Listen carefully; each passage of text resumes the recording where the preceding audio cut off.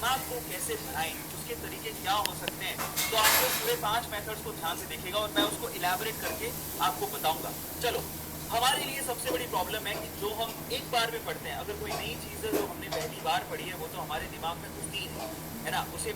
उसे पहली बार में पढ़ा है तो शायद थोड़ी देर में भूल जाएंगे, क्योंकि फर्स्ट टाइम एक ही बार पढ़ा होता है और लॉन्ग लास्टिंग नहीं होती है, वो ज़्यादा देर तक आपके दिमाग में नहीं घुसी हुई होती है। तो ये बहुत बड़ी समस्या है, क्योंकि हमारा जो माइंड है बेसिकली जो गैजेट से घिरा हुआ है, मोबाइलों से घिरा हुआ है, टीवी सारा दिन देखते हैं हम लोग, अपने मेमोरी को शार्प करने के लिए कुछ नहीं करते, उसमें सीधी इंफॉर्मेशन तो घुसती ही नहीं है और हमें तो याद ही नहीं हो पाता। कोई फॉर्मूला पढ़ता है, थोड़ी देर में वो फॉर्मूला भूल जाते हैं। तो समस्या कहाँ पर है, उसी के बारे में बात करेंगे। 5 सिंपल मेमोराइज करने के तरीके, जिसमें मैं आपको पहले ही बता देता हूं, जो 5वां मेथड है वो पूरे वर्ल्ड में बहुत फेमस है, जिसको एक साइंटिस्ट ने इजाद किया था और इन्वेंट किया था। और वो मेथड जो है बहुत सारे बड़े बड़े टॉपर्स, बहुत सारे लोग उसको इस्तेमाल करते हैं चीजों को याद करने के लिए। ठीक है, सो पहला मेथड, माइंड प्लेसेस। मेरी बात ध्यान से सुनना, माइंड प्लेसेस, इसका क्या मतलब है मैं आपको समझाता हूं। देखो आप लोग, हमारा जो माइंड है वो कैसे काम करता है। हमारा माइंड, अगर आप अपने माइंड को अपनी स्टडी में एक रूटीन दे दो, रूटीन का मतलब समझो एसोसिएट की information with the familiar root.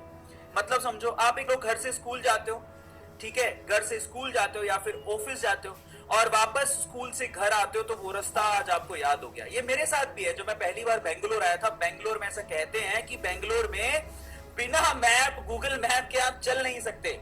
और मैं सच बता रहा हूं, शुरू के 1 महीने तो मुझे इतनी कंफ्यूजन रहती थी कि वेदांतों का ऑफिस है कहां। लेकिन जैसे तैसे मैंने अपने मेमोरी को एक रूट दिया, एक रूटीन दिया, तो मैं घर से स्कूल, स्कूल से घर, घर से ऑफिस, ऑफिस से घर, ये रूट जब मुझे मिल गया तो मेरे माइंड को एक मैप मिल गया और फाइनली उसने उसे मेमोराइज कर लिया।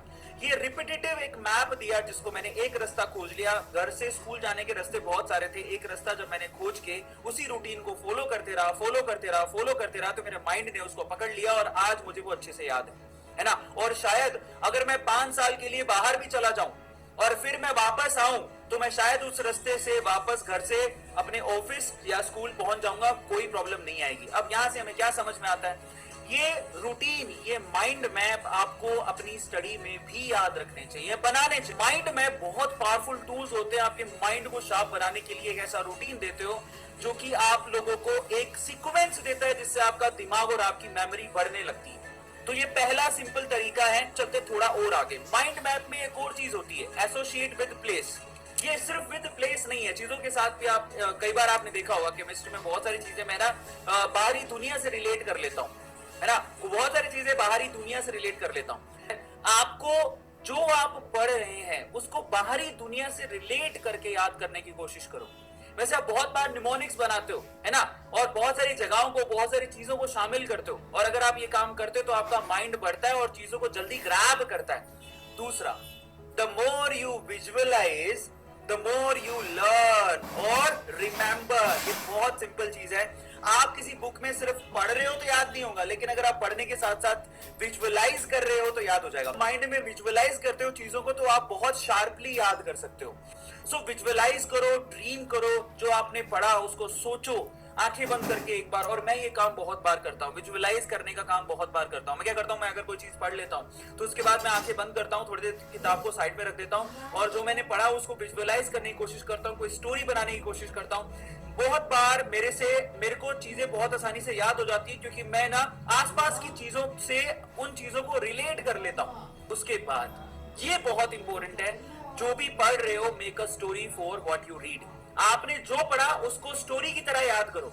आपको 2 चीजें होती हैं। पहला तो आप क्या करो, जो आप कॉन्सेप्ट पढ़े हो उसको विजुअलाइज करो, आंखें बंद करके उसको याद करने की कोशिश करो, किसी बाहरी दुनिया से उसको रिलेट करो। दूसरा, आप कोई अगर सीक्वेंस वाली चीज पढ़ते हो तो उसकी स्टोरी बना लो, जिससे आपको बहुत शार्पली याद हो जाएगा। सेंसर्स अगर आपके एक्टिवेट हैं तो आपके माइंड को वो सीधे सिग्नल पहुंचाते हो, लंबे समय तक याद रहता है। अब आप कहोगे सर इसका हमारी पढ़ाई से क्या लेना देना है? बिल्कुल है।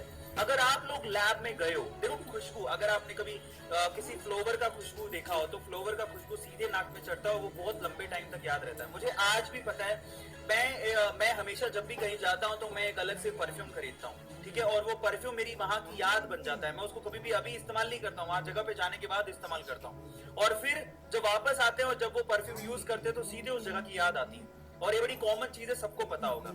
We always remember the thing that we touch, we smell, the colour and the sound.